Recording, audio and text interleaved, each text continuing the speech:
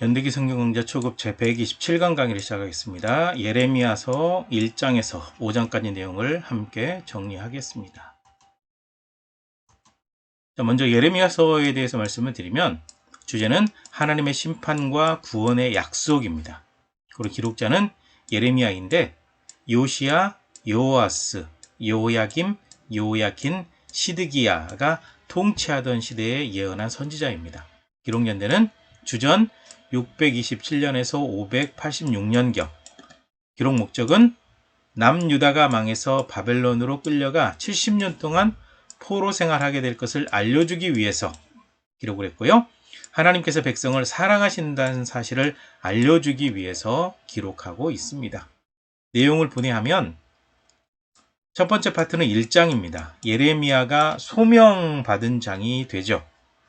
그 다음에 두 번째 파트는 2장에서 38장입니다. 유다 멸망의 예언이 되겠고요. 세 번째 파트는 39장에서 52장인데 유다의 예언대로 이제 유다가 멸망받는 내용, 열국과 바벨론의 멸망이 예언되는 내용, 이렇게 세 파트로 구성이 되어 있습니다. 예레미야는 눈물의 선지자죠. 아나돗 출신의 선지자이고 아나돗에 있는 제사장 힐기야의 아들 예레미야입니다. 가서 전하라 하시는 하나님의 부르심을 받을 때 나는 어리다 라고 하면서 부르심에 사양을 했던 적이 있어요.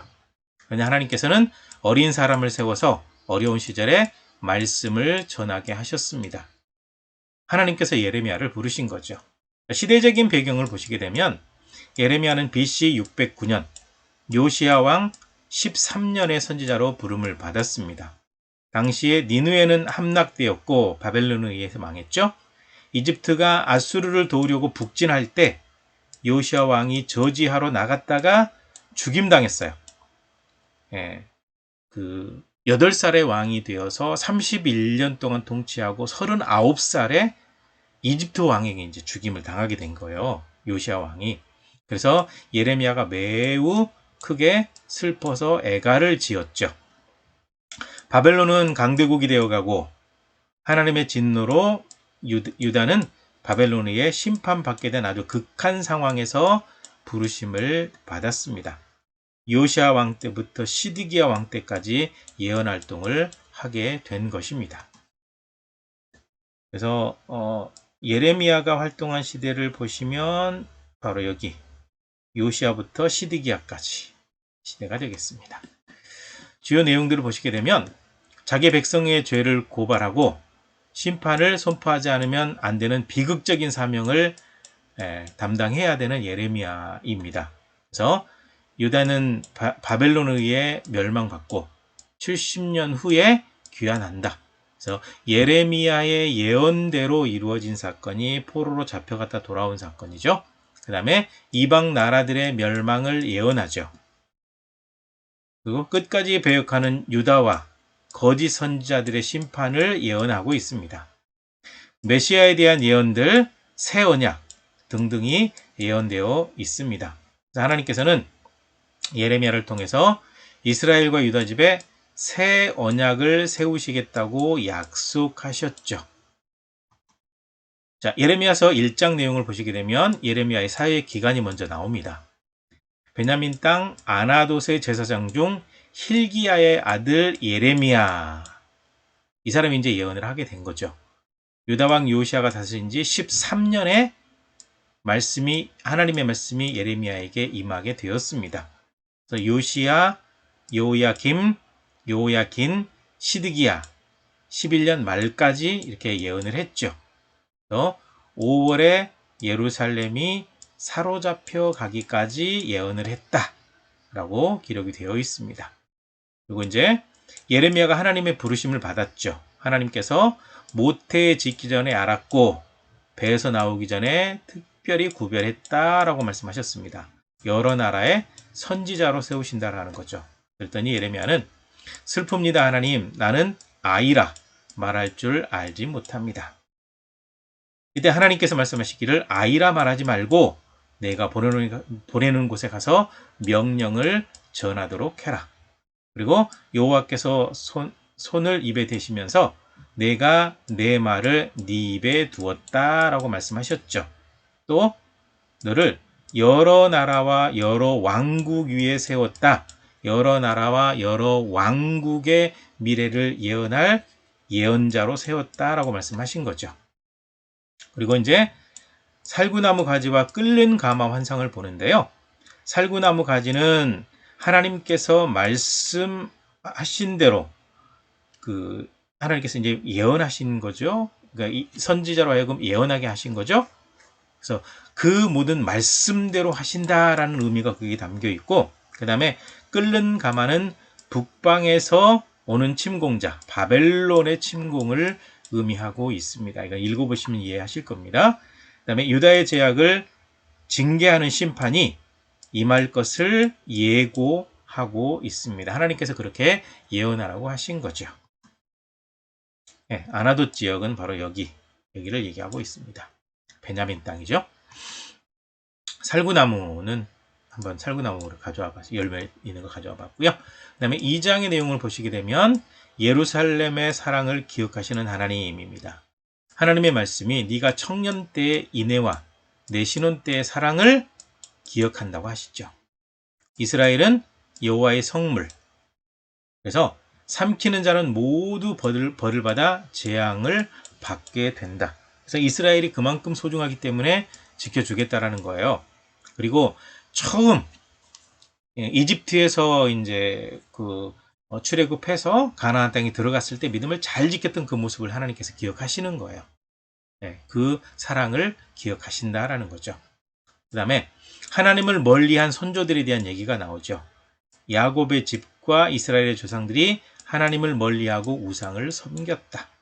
이집트에서 인도해내시고 광야를 통과하게 하신 하나님을 찾지 않았다. 선조들의 배신, 후손들이 이걸 또 본받은 거죠. 그리고 백성의 행악과 그 결과가 나오죠. 백성의 두 가지 큰 악에 대해서 얘기하고 있는데, 생수의 근원이신 하나님을 버린 것과 스스로 웅덩이를 판 것, 제 무덤을 파버린 거죠. 내 악이 너를 징계하겠고 내 반역이 너를 책망할 것이다. 고통이 있을 것이다. 너희가 행한 대로 돌려받을 것이다 라는 말씀이죠. 그리고 이방신을 섬긴 이스라엘에 대한 얘기를 하고 있습니다.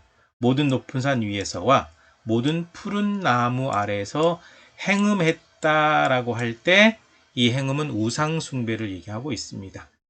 그리고 이방신들을 사랑하였기 때문에 따라가겠다. 그들을 따라간다. 그들이 멸망하게 되는데 그 멸망길을 따라가게 된다. 이렇게 말씀하고 있는 거죠. 그래서 유다에 대한 심판 예고가 나오죠. 유다의 성읍 수처럼 신들이 많이 있음. 이라는 거죠. 하나님을 대항했다라는 거예요. 유다가 죄를 범하지 아니하였다 하였으므로 하나님께서 심판하신다. 회개하지도 않아요. 그 얘기입니다. 그리고 유다가 의지하는 자들을 하나님께서 버리신다. 아수르와 애굽, 이집트. 그래서 의지하는 모든 나라도 멸망시켜 버리겠다라고 말씀하고 있죠. 그 다음에 이제 3장 내용을 보시게 되면 음란과 행악으로 땅을 더럽힌 유다에 대한 얘기를 하고 있습니다. 유다가 많은 무리와 행음하고서도 하나님께로 돌아오려고 한다. 깨끗해지지 않은 채로 온 거예요. 네가 아라바 사람 같아서 음란과 행악으로 이 땅을 더럽혔다. 입술로는 나를 아버지라 말하면서 악을 행하여 욕심을 이루었다. 그래서 그만큼 말로만 믿음이고 하나님으로부터 멀어져 있었다는 거죠. 그 다음에 이스라엘과 유다의 죄를 비교하고 있습니다. 이스라엘이 모든 푸른 나무 아래로 가서 거기서 행음하였다. 우상숭배했다라는 거죠.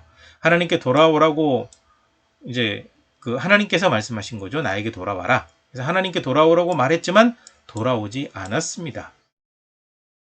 배역한 이스라엘이 간음을 행하였기 때문에 멸망하고 내쫓김을 당하게 되죠. 그래서 북이스라엘이 멸망받을 때 북이스라엘에 살던 사람들이 아수르 지역으로 끌려가 버리죠. 그리고 아수르 지역에 있는 사람들이 이스라엘 지역, 북이스라엘로 들어와서 살게 돼요. 아수르는 좀 그런 게 있거든요. 제가 앞에 강의했던 내용에 설명을 했습니다. 그 다음에 망했어요, 북이스라엘이. 그런데 이것을 본 유다가 두려워하지 않고 가서 행음을 했어요. 이것을 하나님께서 다 보신 겁니다. 돌과 나무와 더불어 행음하는 것을 가볍게 여기지 않았다. 우상 숭배했다. 돌과 나무로 만든 우상을 숭배했다 그거죠. 반역한 유다가 진심으로 하나님께 돌아오지 않고 거짓으로 돌아온 척만 했다라는 거죠. 그 다음에 이스라엘 족속의 배반을 또 언급하고 있습니다. 하나님을 아버지라 하고 떠나지 않았어야 해요.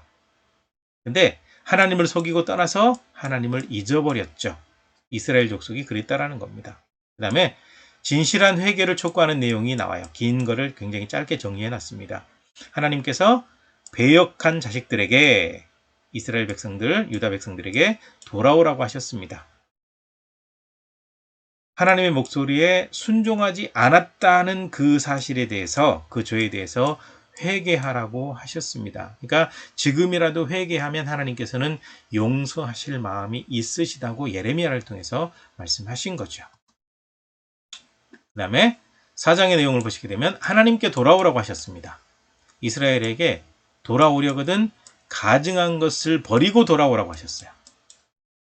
유다와 예루살렘이 하나님께 돌아오지 않으면 진노의 불에 망할 것이라고 분명히 경고도 했습니다. 그 다음에 나라를 멸망시키는 자들이 다가오고 있다는 사실도 얘기를 했죠. 하나님께서 내가 북쪽에서 재난과 큰 멸망을 가져올 거다 라고 말씀하셨는데 바로 바벨론입니다. 나라들을 멸하는 자가 이미 그의 처소를 떠났다. 이미 출발했다. 그 얘기죠. 그날 왕과 지도자들이 낙심하고 제사장들과 선지자들은 깜짝 놀라게 될 것이다.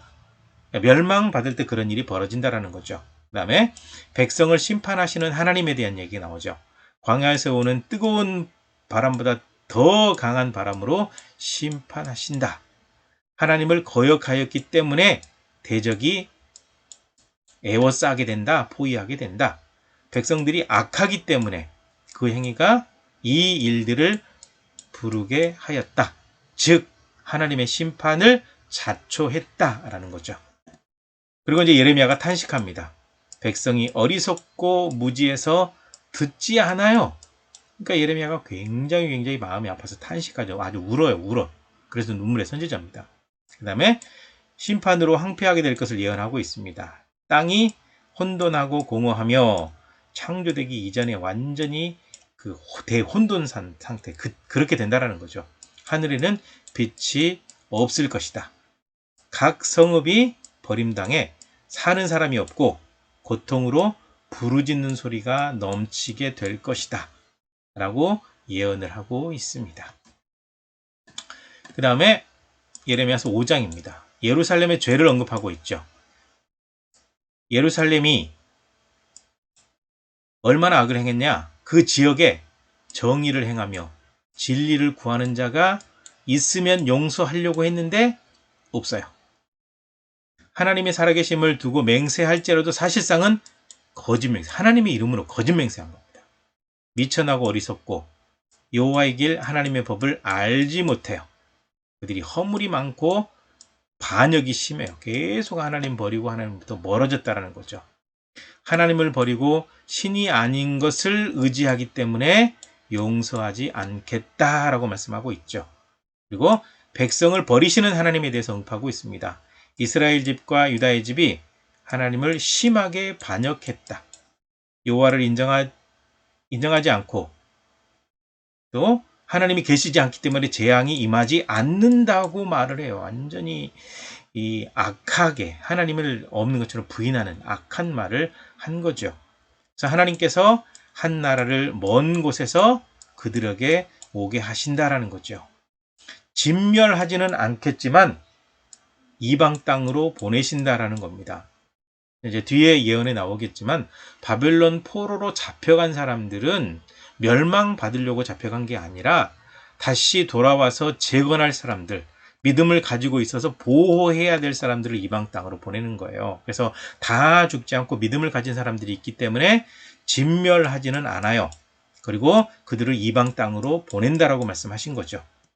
그 다음에 우상 숭배와 다양한 죄를 책망하시죠. 하나님을 경외하지 않고 힘없는 백성들을 괴롭혀요. 그래서 하나님께서 공정하게 판결해서 벌을 내리신다라고 말씀하고 있습니다. 여기까지입니다. 수고하셨습니다.